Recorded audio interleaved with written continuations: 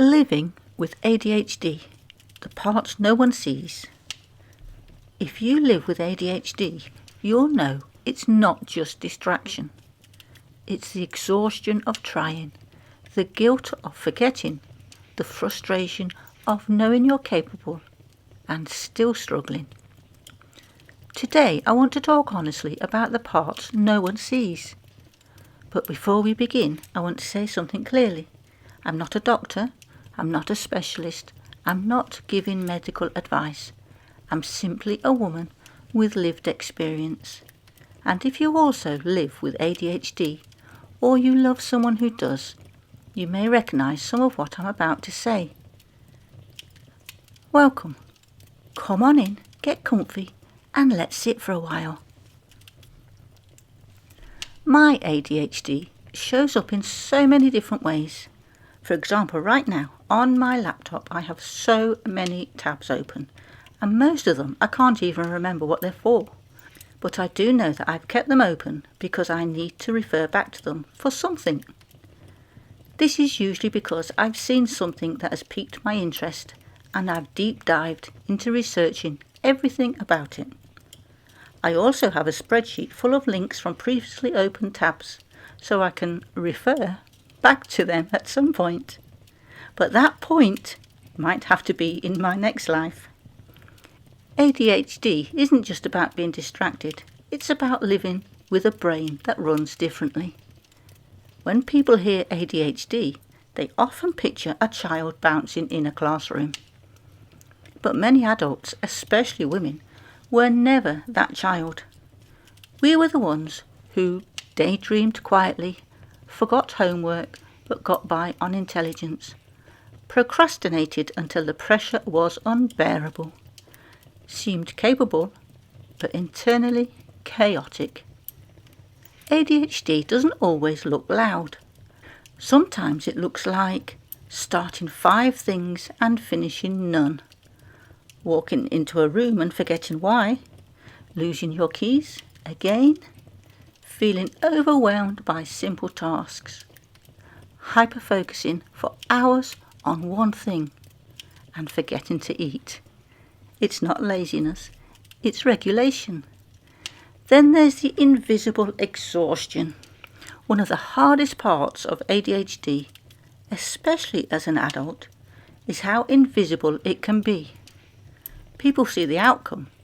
They see the missed deadline, the messy drawer, the late reply, the forgotten appointment.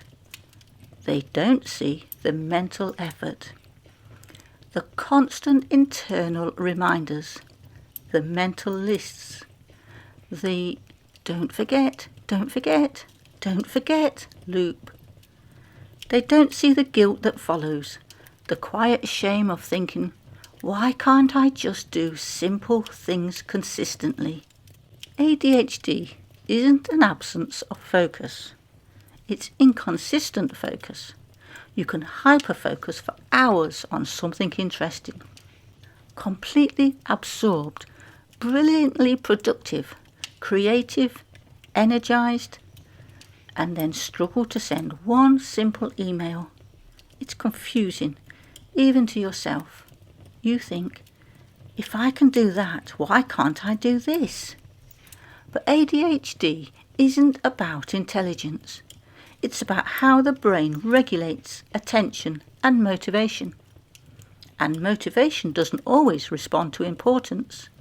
It responds to interest, urgency, novelty, emotion. That mismatch can feel frustrating, especially in a world built on consistency. Then there's the emotional side no one mentions. ADHD isn't just cognitive, it's emotional. Rejection sensitivity, overwhelm, big feelings that arrive quickly, frustration that feels disproportionate. You may replay small criticisms, feel deeply misunderstood, or react more intensely than you intended. And afterwards, you feel embarrassed, ashamed, like you're too much. But many people with ADHD experience heightened emotional sensitivity. And without understanding it, you can turn that sensitivity against yourself. Especially for women, there is often masking. You overcompensate. You become organised publicly, even if it costs you privately. You double-check everything obsessively. You hide the chaos. You apologise often. You work twice as hard to appear together. And that is exhausting, because you're not just living life, you're managing perception. Many adults with ADHD carry a quiet story. I'm inconsistent. I'm unreliable. I'm disorganised. I'm not disciplined enough. Over time, those words feel like an identity, but ADHD is not a character flaw. It's a neurological difference. And once you begin separating the condition from your worth, something shifts. You're not broken. Your brain simply processes differently. For many adults, especially women, ADHD isn't discovered early. It's discovered after years of confusion, after years of thinking, why is it harder for me? Why can't I stay consistent? Why do I burn out so quickly? And when you finally understand what's happening, there can be relief, but also grief. The grief of, if I'd known. There is a quiet mourning that sometimes follows understanding. You look back at your childhood, your teenage years, your early adulthood, and you wonder, what would have been different if I'd known? Would I have been kinder to myself? Would teachers have understood? Would I have chosen differently?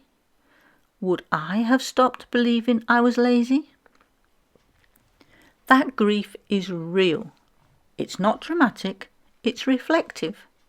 It's the sadness of realising you carried unnecessary shame.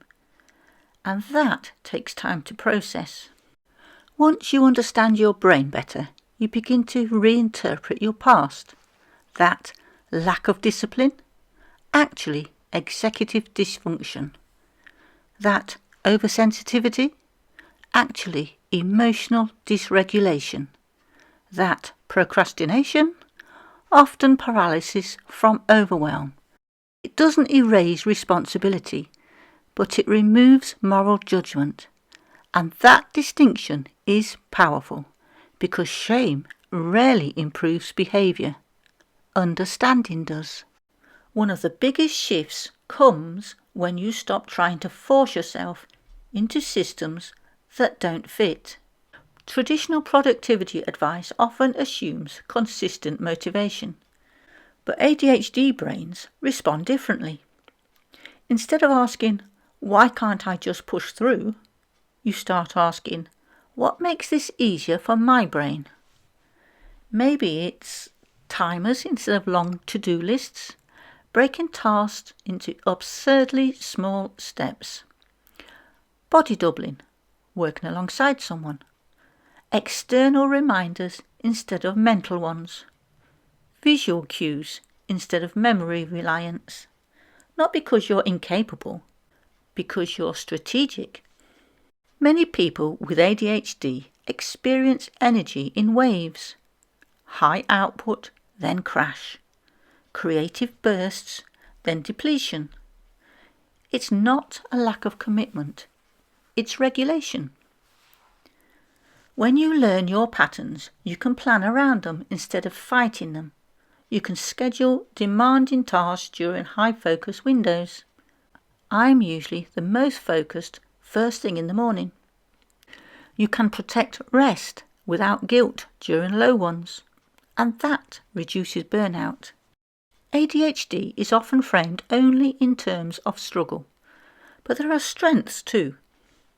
Creativity, pattern recognition, deep focus when engaged, spontaneity, empathy, big picture thinking. Many people with ADHD are intuitive, imaginative, and deeply feeling. The same nervous system that struggles with routine may excel at innovation. The same emotional intensity that feels overwhelming can create depth. Some people describe it as a superpower. I don't think that, but it's not a curse either. It's a different configuration. There's a fear that if you become too self-compassionate with yourself, you'll become complacent. But self-compassion doesn't remove accountability. It removes cruelty. You can still work towards structure. You can still build systems. You can still grow. You just don't have to shame yourself into it. And growth driven by understanding lasts longer than growth driven by guilt. Many women with ADHD grow up feeling like they are too scattered, too emotional, too intense, too forgetful, too inconsistent. But too much is often just not understood. When you begin to understand yourself, the narrative softens. You are not defective. You are differently wired. And differently wired requires different tools. At some point, the goal shifts. You stop trying to become the version of yourself you think you should be, and you start building a life that actually fits the brain you have. That shift is freeing, because for years many of us tried to force ourselves into systems that felt unnatural. Rigid routines, perfect consistency, endless self-discipline. And when we couldn't maintain them, we blamed ourselves. But ADHD doesn't respond well to harshness. It responds better to design. Instead of asking, how do I become more like everyone else? You begin asking, how do I make my environment work for me? Maybe that means keeping things visible instead of neatly hidden, using reminders without shame, simplifying commitments, automating what you can, leaving buffer time between appointments. It might mean accepting that your brain thrives with stimulation and building healthy stimulation into your life. Movement, creative outlets, variety. Not because you're chaotic, but because you're wired for momentum. One of the heaviest burdens with ADHD is comparison. Watching people who seem effortlessly organised, consistent, calm, structured, and thinking, why can't I just be like that? But comparison is built on incomplete information. You don't see their internal struggles, and they don't live in your nervous system. You don't need to operate like everyone else. You need to operate sustainably for you. That might look different, and different is not inferior. If you're in midlife, as many of us are, there's something quietly empowering about understanding yourself later in life. You may look back and see the pattern more clearly now. You may feel relief. You may feel sadness, but you also have wisdom. You know your rhythms better. You know what drains you. You know what lights you up. And midlife can be less about fixing yourself and more about honouring yourself. Living well with ADHD also means being honest with the people around you. Not as an excuse, but as context. I need reminders sometimes. I work better with clear deadlines. I might forget verbally. Can you text it? I get overwhelmed with too much at once. The right people won't see that as weakness. They'll see it as clarity. And clarity builds better relationships than silent struggle ever did. This one is important. Your worth is not measured by how tidy your house is, how quickly you reply, how many tasks you complete, how consistently you perform. You are not your executive function. You are not your missed appointments. You are not your forgotten names. You are a whole human being with strengths, quirks, struggles, creativity, and depth. ADHD may shape your experience, but it does not define your value. Acceptance doesn't mean giving up. It means understanding. It means saying, "This is how my brain works. Now what helps?" It means releasing the endless self-criticism. It means recognizing that struggle doesn't equal failure. And it means celebrating progress, even when it's inconsistent, because inconsistent progress is still progress. If you live with ADHD, I want you to know you are not lazy, you are not careless, you are not broken. Your brain moves differently, sometimes quickly, sometimes intensely, sometimes unpredictably. But differently does not mean less. And if you've spent years feeling behind, or ashamed, or misunderstood, I hope you begin to replace shame with curiosity. Replace comparison with strategy. Replace self-criticism with grace. I'm not a doctor. I'm not giving medical advice. I'm simply sharing what it's like to live inside a mind that doesn't sit still. And if any of this felt familiar, you're not alone.